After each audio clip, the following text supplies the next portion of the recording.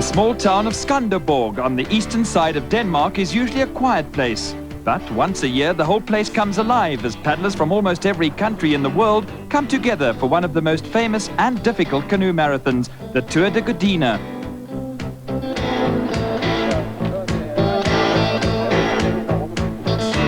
1,000 canoes being prepared for the 120-kilometer race, including 3 from South Africa, paddled by Donnie and Lo Malherbe in the K2 doubles and Eugene van der Westhuizen and Robbie Herreveld in the K1 singles class. Herreveld doing well in Europe so far. I don't think it'll be wise to try and make a break on this first day. Everybody will still be fresh by the time they get to the end. Well, not fresh, but I don't see much happening on the first day. The second day, maybe on the second stage, end of the second stage, beginning of the third stage, try and do something. But I think the first day is just we're going to stay together and probably have about 4 guys coming in at the finish. The Malherbe brothers with their K2 canoe, the green and gold, hardly visible under all the warm clothing that's needed in this weather. Wat ek verwag het gaan 'n race baie naby aan die bergrivier wees, is lang afstand. Dit is plus minus 120 km oor 2 dae, so ek dink dit gaan ons baie goed pas. Ek dink die weeromstandighede is ook in ons guns. Hier's branders en hier's wind, waar ons gewoond is in die Kaap. So ek sien baie uit daarna. Iets wat ons natuurlik nie ken nie is die feit dat hulle verskillende stadiums binne een skof het. Met ander woorde dat hulle dat jy soos op die tweede dag moet ons 3 keer stop, wag en dan weer wegtrek. Jy weet, so dis iets wat ons nie gewoond is nie, om uit te klim en dan rond te staan in die koue en dan weer weg te spring. So, factors for and against the South Africans, the wild weather and rough waters helping those with wave ski experience, but the format of 5 different stages over 2 days, one which is uncommon in South African experience. First away, the K2 canoes with the course taking them over the center of a lake. The conditions very rough and choppy at this stage.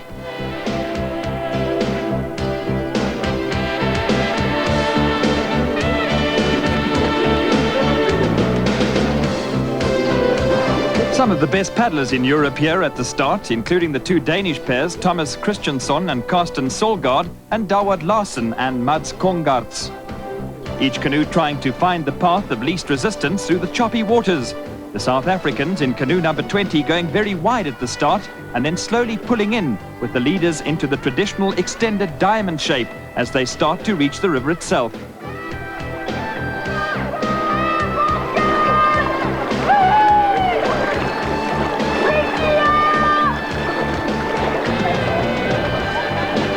Stretch of 30 kilometers ahead in the first stage of the race, and for everyone at the start, the rain beginning to come down again and the conditions making this not too pleasant an occasion.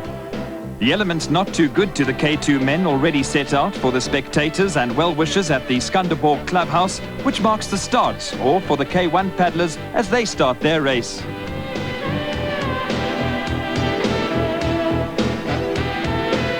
Still time to feed the ducks, however, before heading for cover as the rain comes down harder and harder.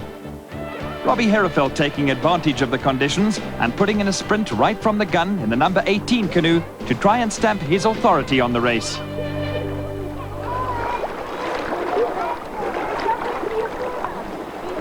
The rough weather kicking up the spray, and despite the weather guards around the paddlers' waists, the water leaking into the boats quite rapidly. Most of the canoes are equipped with foot pumps, however, which allow the canoeists to pump the boat dry again, or at least keep the water level down, without having to stop and empty it by turning the hull upside down. A good thing to have when the nearest land is 100 meters away, or when in the middle of the race where each second counts.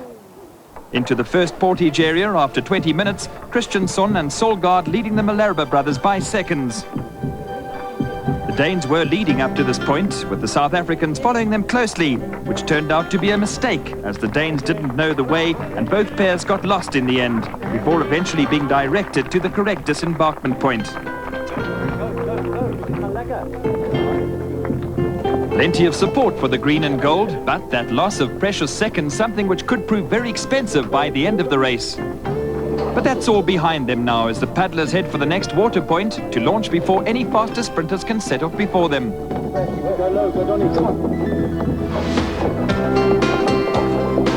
The South Africans away, and now sandwiched between 2 Danish canoes, which could prove dangerous if the 2 work together to squeeze the Malherbes out. But already out, new world champion Lars Koch. You're not motivated? No. I used it all last weekend. Yeah. It's too hard, this bloody races. Yeah. There's so much wind in the start. I got the boat full of water. Yeah. It cost a lot of power to get up there again. But I reached the first group again, but then I was feeling bad and sort of, geez, what I'm doing here. So just not feeling up to it, the world champion retires after 20 kilometers. The rest of the K1 field now feeling a lot better with Koch's absence. Not feeling any better about things. However, the South Africans with their canoe almost sinking underneath them, with their foot pump having broken down just after the start of the race. The Malherbes now having to work twice as hard just to fall 6 minutes behind the leaders, and Robbie Herreveld also not feeling too good, suffering from several different physical ailments, but still leading Einar Rasmussen of Norway and Simon Dark of England in towards the stopover at the village of Rye. The rain now pouring down hard as the two Danish canoes come over the finish line, looking a little like refugee boat people, with Donny and Lo Malherbe making it over the line in a canoe now just barely visible above the water. The stops at the end of each stage unfamiliar, not popular with the South Africans, but the Malherbes now at least with a chance to fix the broken pump. And the K1s being led home by Herreveld, the first three now having built up a comfortable 5-minute lead over the fourth-placed Eugene van der Westhuizen.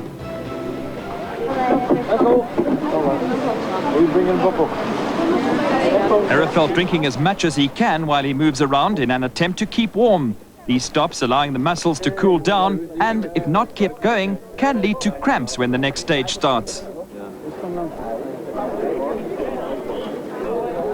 A little help in carrying the canoes down to the start of next stage keeps the muscles warmed up after several cups of hot coffee.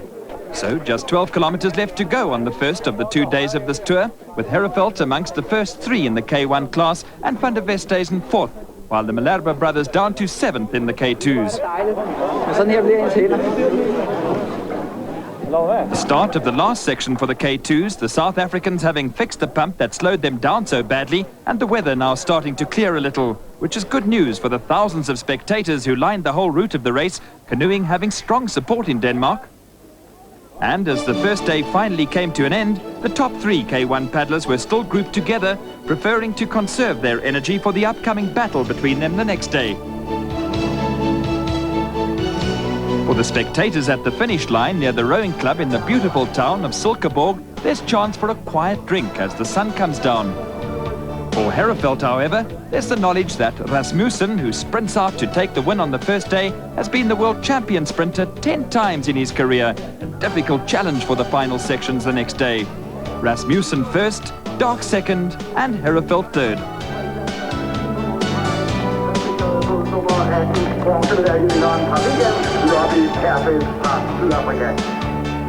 Now that the racing is just about over, the back markers drifting in one by one, the weather clears up and promises a beautiful evening, although the forecast for the next day doesn't look quite so bright. South Africans still feeling good about the race, however. Enigiets kan nog gebeur, môre is 'n baie lang dag. Ek dink ons is taamlik seker van dat ons op die ou end 'n tweede plek behoort te kry.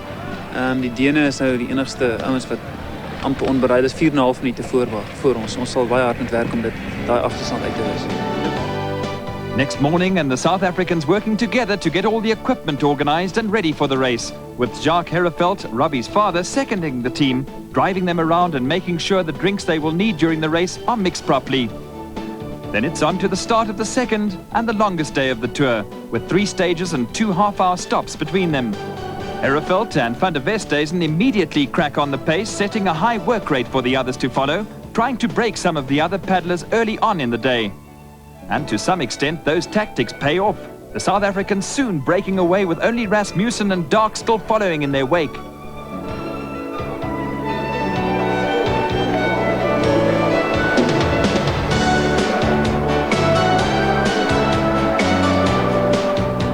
Soon, however, the weather forecast was proven right and the rain was bucketing down. The onlookers possibly feeling they might have stayed drier by sitting in one of the canoes.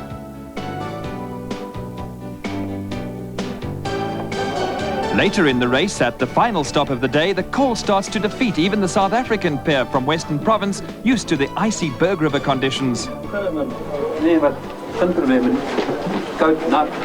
It's got nothing. I just do interval and it's come straight off the back. Boom. Robbie Herefeld not doing quite as well as the Malherbes, not feeling well at all as several problems start to flare up at once. Van der Westhuizen throwing the towel in. Wat dit is nie. Wie weet? Nee, ek dink dit is gister uit my uitgevat. So 1/4 of the South African team now out of the race altogether as it comes down to its final stage coming into the town of Gudena.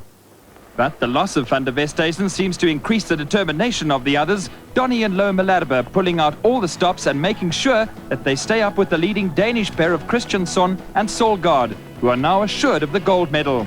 Alongside them, the German entry also tucks into the group, the South Africans needing to beat them to ensure a medal position.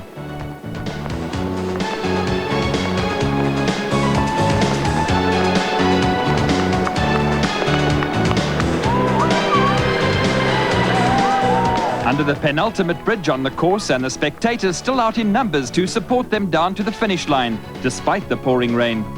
The K1's in hard pursuit. Rasmussen, Herefeld and Dark all watching each other very carefully now, each waiting for the break that will finally decide the finishing order.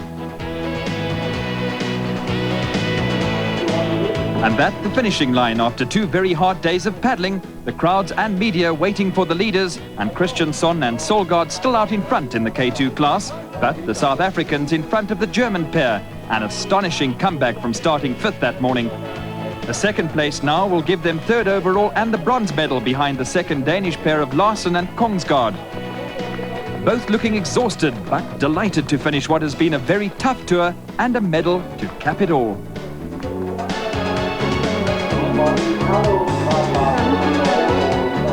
As expected, Rasmussen, the sprint king, made a clean break to the line, and the fight now for second place between the sick Herefeld and Simon Dark, the British paddler. Herefeld in the blue jersey using the river well and forcing Dark to come close to the bank and then have to back off to avoid a landing stage just before the finish line. And that gives Herefeld a silver medal to go with the bronze he earned recently. An exhausted Simon Dark gives way to Robbie Herefeld at the exit point, acknowledging the South Africans' victory over him, and those results should make all the South Africans feel a lot better. Ja, nee, ons het vandag baie beter gery. Ek is bevrees. Ek het gister baie seer gekry toe ons nou verkeerd gery het en die boot raak vol water. Moes ons baie hard ry om te probeer opvang. En met ander woorde, ek was vandag redelik moeg. Ons het so 4 minute uit die groep voor ons ingery weer, maar dit was nou ongelukkig genoeg om ons die tweede plek te gee nie. But still very good results for the South African team. Considering what's happened, I've had hepatitis, tendonitis in both arms. That I had a bit of a hard berg. I was sick on the berg. So the results, the amount of training that I've done and the way I've felt, the way my body's felt is, I'm very happy. I've had all the results. Most of every race that I've raced, apart from in South Africa, I've won all of the ones I've raced. And now 3rd in the World Championships and 2nd in this. I'm very happy. Yeah. So South Africa is starting to make itself known in the ranks of the canoeing world. Also needing to be... Unless marathon goes to the